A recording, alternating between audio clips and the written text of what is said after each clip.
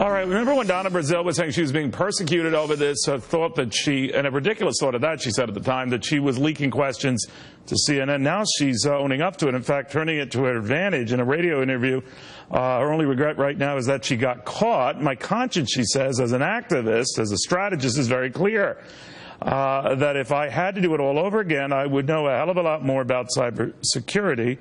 And that the one thing folk need to understand at CNN, MSNBC, and all this, when you hire folk who are, as you say, their responsibility is to their candidate and their party. That's when the host's saying that, to which Brazile essentially agrees that she is an activist, she is a strategist.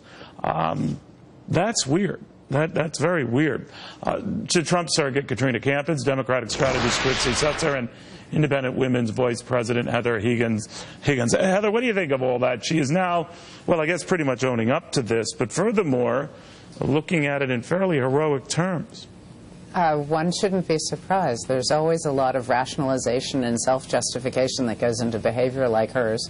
She has to live with herself, so you have to assume that she felt what she was doing was the right thing to do. And so she, from the get-go, was blaming somebody else if it was a problem. She's doing that still. And she's trying to put herself in a heroic light for doing something that was pretty despicable. Christy, the Democratic strategist here, yep. That's pretty weird, don't you think? I don't know.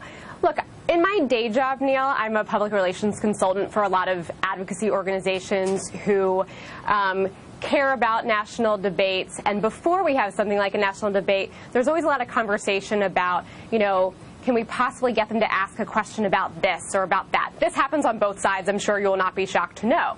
So it's not that surprising to me that Donna Brazile, who's not a journalist, not sort of, above the law in this way, would use the connections that she has to, see if she could get a certain question asked. Well, she denied it at first and said she was being persecuted. So now I guess she's gone from being persecuted to owning it, which might be progress. But Katrina, I'm looking at all that and wondering, what does this say about her thinking? And furthermore, that the media isn't really bashing her over this one.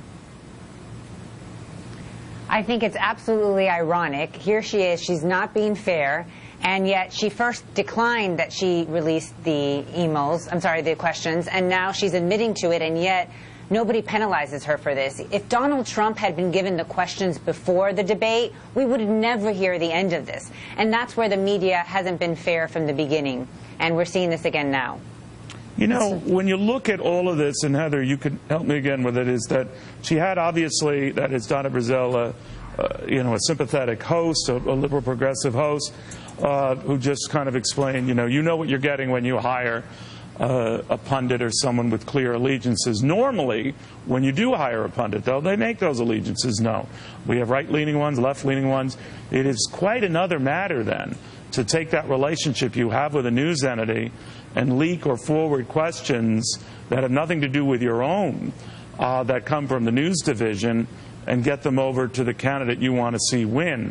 That is where the slope gets not only slippery, but wacky, right? It does, and it's actually not only bad for CNN, it's really a black eye for the DNC, because remember, the DNC, in removing Debbie Wasserman Schultz and promising to do a clean sweep so that Democrats of all persuasions would have a fair shake for their respective candidates, Sanders and Clinton, and remember, her leaks were against Sanders. They hired somebody whom the insiders knew was a Clinton partisan, while telling their Democratic base that, in fact, they had hired somebody who was going to be neutral and fair. That's going to create real problems, not just for the credibility of the media, and this goes to Trump's larger point about how it's all incestuous and all rigged, but it goes to the larger question that they're going to have about credibility going forward. Well, of course, now CNN ends up terminated her a couple of weeks ago, but the damage was already done, and the outcry isn't really much of an outcry. But again, if this were Fox, I'm telling you, well, we'd be dead. We'd be electrocuted by now.